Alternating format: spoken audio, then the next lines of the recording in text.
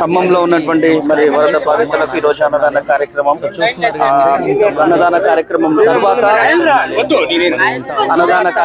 తర్వాత కిరాణా సామాన్ పంచడం జరుగుతుంది. చూస్తున్నారు కదండి, ఖమ్మంలో ఉన్నాం ఇప్పుడు ప్రస్తుతానికి.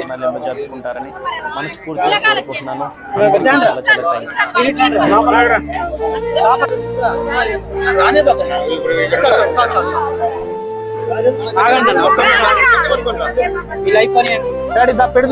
సారా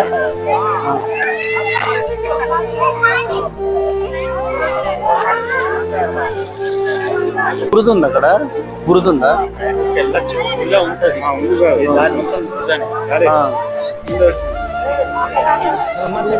వాళ్ళకు మనము రైస్ కంటే తిను